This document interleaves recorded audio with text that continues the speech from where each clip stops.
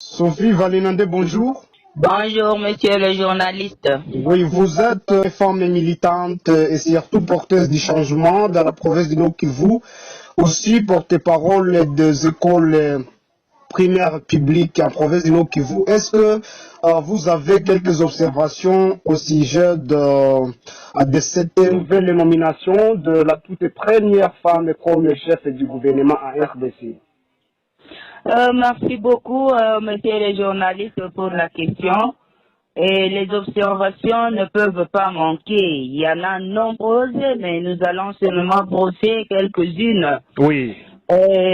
Premièrement, nous allons d'abord adresser toutes nos félicitations vraiment à la dame Judith Toulouka, qui a vraiment mérité au regard de la vue du président de la République pour être nommé comme Premier ministre.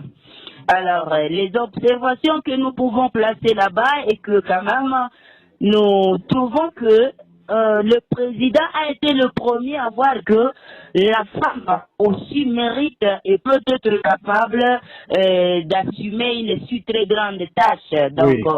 vraiment d'être porteuse ou former pour former le gouvernement qui va diriger tout un pays. C'est vraiment grand chose. Et nous disons que elle a mérité et elle mérite vraiment toutes nos félicitations. Nous savons qu'elle va faire mieux comme tous les autres qui lui ont précédé. Et quels sont les avantages liés à cette inclusion au poste de décision?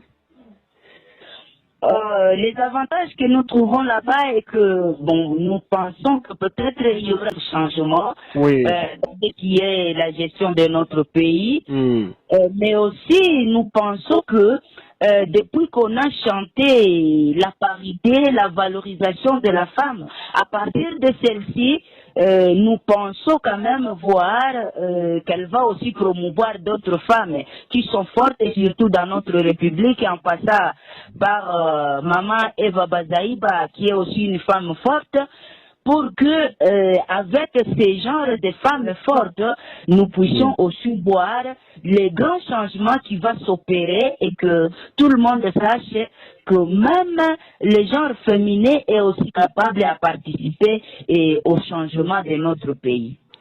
Alors, la femme, la dame, plutôt la première ministre Judith est déjà nommée. Ainsi, elle va posséder sur elle la lourde tâche de former le gouvernement en collaboration avec, bien sûr, à plusieurs formations politiques. Est-ce qu'il y a quelques recommandations, sachant que la partie orientale du pays est confrontée à de guerres récurrentes? En tout cas, merci beaucoup à ce point. Je vais d'abord dire que vous constatez que le numéro 1, que nous appelons président de la République, est de l'UDPS. Aussi, tout d'un coup, maman Judith Toulouka, première ministre, vient aussi de l'UDPS. Comme recommandation, moi, je vais le demander à ce qu'elle puisse voir comment couvrir toutes les couches de la famille politique. Puisque si elle s'attache aussi à promouvoir non plus de la famille et de l'UDPS, déjà ça va mal clocher, peut-être dans la base de population, nous aurons d'autres analyses qui seront peut-être négatives et pourtant sans savoir ce qui est dans sa tête. Donc nous allons lui demander comme suggestion, comme recommandation, de voir, puisque les deux grandes têtes déjà à la tête du pays viennent d'une même famille, qu'elle puisse voir comment aussi quand elle va former le gouvernement du pays, qu'elle songe aussi à d'autres familles politiques pour mettre un équilibre. Madame Sophie Valinande, merci de répondre à nos questions.